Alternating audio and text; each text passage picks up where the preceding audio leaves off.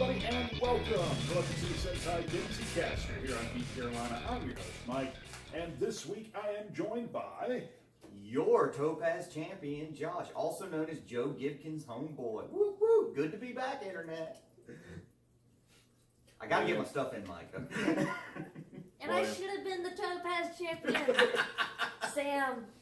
Darn it. So, folks, we are in, we will come up with a kitschy name for this place eventually, but we are at Sam's place today. This is actually part of our Denizcaster Watch Along live stream. If you were watching the stream live on October 27th, what you saw while we're recording this is a little thing that says we'll be right back. But we encourage you, whenever we do one of these streams over on twitch.tv/geekcarolina, to join us and talk to us in the chat and have fun and hang out with us. So, right now, we have just got done watching episodes 3 and 4 of Chojin Sentai Jetman from the folks at Shout Factory. This is their DVD release. Episode number 3, The Power of 5. Episode number 4, The Fighting Bride. Now, as is our custom here on Denizcaster, if you would like synopses or in-depth summaries of these episodes, then I highly suggest Wikipedia. supersentai.wikia.com. That's a wonderful place to go to. But Sam has gotten her first taste of Jetman today. We actually watched episodes 1 and 2 on the stream so that Sam could be caught up. So, what do you think of Jetman? I like it so far. I like it much better than all the ones I've seen. Say it? I like it much better than the ones I've seen so far. So, you like it more than Live Man? Yes. Okay. Yes. Which, for the record, folks, we have not punched out of Live Man. We will be finishing that show. It's just that we intended to do some Live Man and some Pretty Guardian Sailor Moon today. Unfortunately, we don't actually have the means to watch it while we're here. So, whenever we do these at Sam, I suspect we will be doing commercial releases. But don't worry, we have no shortage of these. So, with or we can let Will bring his rig. Bring his rig, and we can do something with fan subs at a later date. But overall, what do we think of this pair of episodes of Jetman? I really liked the resolution of the will Guy join the team or not storyline, even though it was a little silly where the entire team's like, we need you, where are you? And meanwhile Ryu and Guy are like, we're having a bike race. But it was really neat. There was all sorts of motocross madness going on in the bike race. Okay. Your general impressions of these couple episodes, Will? I still like it. Hey, I think the show is actually really fun. Unfortunately, I didn't get to watch the rest of Zako. I really actually did want to see some more of that. I'm sorry. You did want to see more of it? Yeah. I can let you borrow it. I don't know how bad I wanted to see it that much. Maybe once I finish running through Doctor Who, we'll That's good, William. That's good. Worth noting that Will has started watching Doctor Who from the beginning, and by from the beginning, I don't mean Christopher Eccleston, I mean William Hartnell. So he's got 26 seasons before he gets to any of the modern stuff. So I think actually that will wind up being 37 seasons and 3 motion pictures. Well, recent motion pictures or one of the ones that I've already seen? Well, you would have the Paul McGann movie, because that's the only video outing of the 8th Doctor outside of a TV short they did. Okay. And then the 2 Peter Cushing movies. Okay, so I would get to actually see the 30 minutes of the one Peter Cushing movie that I saw. Yeah, you would see that in context of the rest of the film. So let's chat for a second about the characters, because these 2 episodes, well, Sam gave us an overview. She said she liked it better than she's liked the other Sentai shows she's watched. So I hated Swan until this last episode. She now has redeeming qualities. So we do really get to see the 5 Jetmen really form as the team, and we get to see that in these couple episodes. So, we will start with Sam. Your favorite Jetman after having seen the first 4 episodes? The Black Condor. Black Condor, Yuki Gai. Is anyone here's favorite Jetman not Yuki Gai? Actually, I like Yuki Gai, but I actually have to say Blue Swallow's probably my favorite Jetman. Really? Yeah. You're a heretic. Next. Support your reasoning. Defend yourself, sir.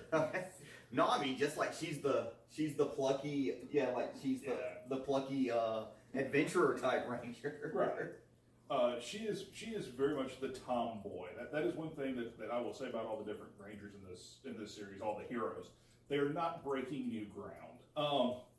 They are their stereotypes, right? So black is the rebel, red is the leader, yellow is the strong guy, white/pink is the princess, and blue is the tomboy. So, Your favorite? I like Rada. Oh, you like yellow? Yeah.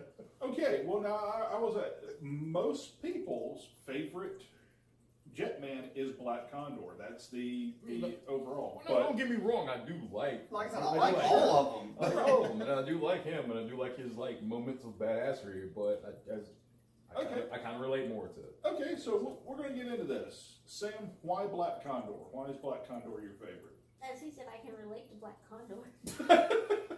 I'm not out for the same humanity. I'm out for myself, man. Good luck. Or with Blue Swallow, pay me to save the world. Yes. You know, she gave the check back. I know. I was yelling at her. Oh my God! I wish I could have let her see that. She was literally saying, going, why? Why are you doing that? Think of your future. The greater good. This could pay for the greater good of your future. Yes. That $100,000, you could have basically go be a Jetman and not have to worry about the other stuff. So what makes Raita, what makes Yellow Owl your favorite Jetman? I'm a huge fan of anti-hero type characters, which would be Condor. But, yes, yeah. Quite you. But I do like Red because to me he's way more relatable for me personally. He's just kind of stoic and he just kind of wants to live his life and just be left alone a little bit. So. For the record, had Jetman, there's always been talk and scuttlebutt over the years that Jetman could have become Power Rangers. And we know that the characters for Power Rangers had actually been set since 1986. It was going to be Jason, Billy, Zach, Kimberly, and Trini from 86. Those characters were pretty much set. There's a slight variance. Originally, Jason would have been called Victor. Originally, Billy would have been the jock athlete instead of the clumsy genius. And that's really about it. And they would have been more of the genius part in Trini than not. But it's pretty much been acknowledged that had this become Power Rangers, Yellow Owl would have been Billy. So I can see that. Yeah. So can I. And that Yellow Owl would have been Billy, and then Trini would have been Blue Swallow. They basically just would have flipped colors. Okay. Josh, Blue Swallow, just the plucky adventure. Well, that and also just she acts like a very stereotypical anime young heroine, where she's real gutsy and but also very super mischievous, like that part where they're doing the tire training where her and Swan tie all of their tires to Kaita and just which Swan does it first. Yes.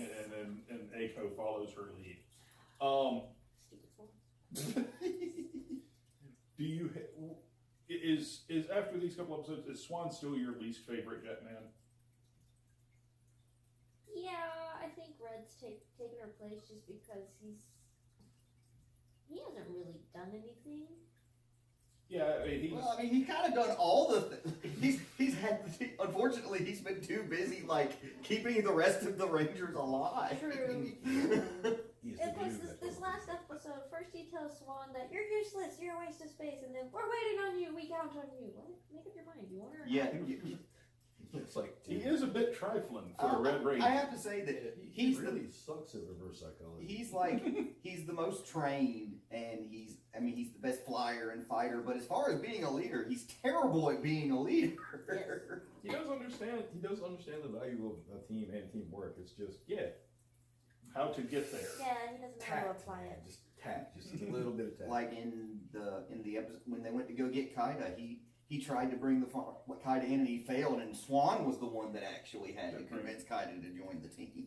So, what about the villains? Because we're now getting to see more of them. We're seeing, I think it's Tran is the little boy. We've seen him be the mastermind in an episode. Huh? I thought that was a girl. No, it's a little boy.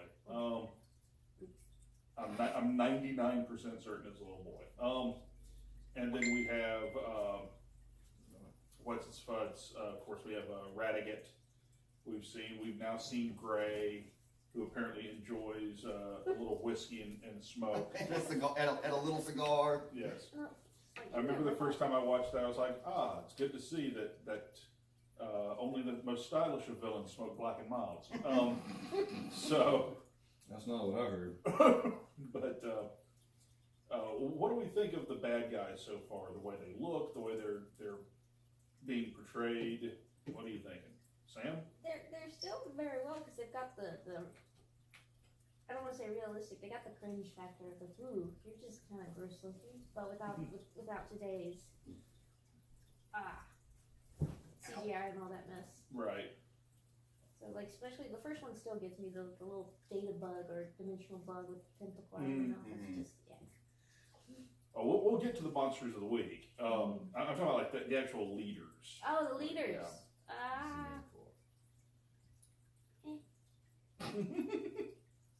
Well, we know our impression of Radigan. Yeah, I mean, besides him, it's just kind of like, you know. And I'm really questioning the practicality of Maria's uniform. Just saying. That would be normal for an anime. Yeah. Or a manga. Yeah. Josh? No, I mean, I disagree. like really right now. I like all the commanders. Gray's my favorite so far, even though he hasn't really done a whole lot. Nothing. Just because he's real cool looking and but no, Tron was a cool villain. I mean, obviously they're really trying to drive home the point that this commander is almost like he thinks this is a game. Yeah. As in, like, he actually makes the comment like "game over" when they beat his Right. monster of the week. So Is he just a misunderstood child? You just reminded me of something. Gray. Because, like, he hasn't done anything, right? Right. It's Gray's like, done a thing. remember that episode of The Simpsons? where the little guy just standing there and dude's like, why are you because you need to get inside. It's like, no, the little guy, he hasn't done anything yet. You know when he does something, he's gonna be badass. As soon as he walks in the door, he just apparently just goes off. And he's like, oh. For some odd reason, I'm starting to think like That's Gray. that's Gray, and Josh or one of us is gonna miss it when he actually just goes off. That'll be the week he missed. So, monsters of the week. This go round, we wind up with, oh my goodness gracious, Faucet Dimension. We wind up with Faucet Dimension, and we wind up with I think they call him Road Dimension, but it's the traffic light monster. I personally found Faucet Dimension to be the creepier of the two because he's everywhere, but I found Road Dimension to just for sheer property damage. Yes. Mm-hmm. Yes, mean, definitely. I mean, he gets the official Denizcaster Godzilla F Your Bridge Award for Super Sentai. Because bridge, your road, your walkway. where there's so much just mass destruction from this monster, you can't even count how many people were killed or seriously injured by this monster's attack. You just see flaming cars flying all over the place. So, I will ask this for the people in the room, and I assume probably everybody, who like pacing and whatnot in a show. what are you thinking of the pacing and the story so far for Jetman? And I asked that because just to put this out there, and I mentioned it as we were watching during the live stream, we're now 4 episodes into this series. It took them until episode 4 to actually show us all of the mecha. We still don't have the Megazord, and we're 4 episodes in. Jetman was not exactly concerned with selling toys. It doesn't look like, compared to some other shows that have been around. But I don't know. That depends on what the toys were. Well, not that, but the finals, the main. The actual Zord? combined. Zord? You can say Zord. I mean, I suppose for those of you out there who are hardcore Super Sentai fans and despise Power Rangers, combined mecha, but Megazord. I'm kind of wondering what that looks like now. I think you'll like it. It's actually one of my favorite Megazord designs in all of Super Sentai. So I think you'll enjoy it. And we will probably see that in the next couple episodes we watch, because we've got, because episode 6 is called Get Angry Robo. And so I'm assuming that it's going to be the giant robot. So, any final thoughts, anything we're really looking forward to coming up in Jetman? Sam? So far, they haven't really hit us with the really bad, I don't want to say cliches, but just the really bad stuff. Where you're just, why did you do that? With like a pretty Sailor Moon Guardian, where she's randomly singing in a bubble. Yeah, no, you haven't seen stuff like that. Not yet. You haven't had your Biomotion Buster for this series yet. Yes, please, no. The picture of it's right here on the back of the box. Shut up. Yes. Oh, no, it's a Sentai, so it's coming. I It's know. coming. Good. The weapon that fails continuously. Joined by influence. Well, What? what do you think? Well, what are you looking forward to? What are your final thoughts on this pair of episodes? They're actually pretty good. I'm still not a big fan of Swan, Yes. but she did earn some points. So, and I approve of the field goal kick. Yes. So Yeah. it was well timed, and that dude very well deserved it. Yeah. The second episode involves an arranged marriage and a stuck-up fiance. Josh? I really like the little mini speech that Swan gives to her at the moment soon to be husband about how could I have been so stupid? You're a moron. You don't know anything. And that moment where the entire episode she's like, I'm not a warrior. I'm a princess, and I'm sorry if you don't like that. But then finally she's like, I'm not a princess. I'm a warrior.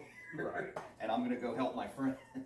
There you go. All right, folks. So that will wrap up this episode of Electric City Sentai Denizcaster.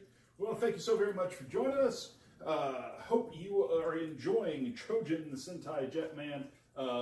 Please, phrase I never thought I would utter on this show, but please support the official release, which you can find over. You can find us wherever your favorite DVDs are sold. It's on Amazon, so on and so forth. But from Shout Factory, Chojin Sentai Jetman on DVD. And that is something I will very briefly hit my soapbox about. As someone who lived through the rise and fall of anime in the mid to late 1990s, fan subs, when they're not handled properly, will highly damage any type of video industry. Anime suffered from it greatly for a number of years until the advent of streaming media and simulcast. That is something that has not caught up to Tokusatsu yet. So when you go online somewhere and you go to your favorite website for torrents, and trust me, we do use torrents for fan subs for a lot of shows, but not shows that have official US releases or English language releases. When you go there and you see something that says official US DVD release full torrent, please don't. And if you're the person that puts it up, do the world a favor and take it down, because we don't get cool stuff like this if people don't buy it. So there, PSA over. You want to help us out here at Geek Carolina? You can jump over to our stores, buy the t-shirts. You'll find them on Redbubble and Redbubble and Cafe Press. Just follow the links down below. Like us on social media. Don't forget to hit that subscribe button before you leave. And until next time, I'm Mike. I'm Josh. William. Sam. And we'll see you next time with more Jetman, not gentlemen, Jetman here on Denizcaster.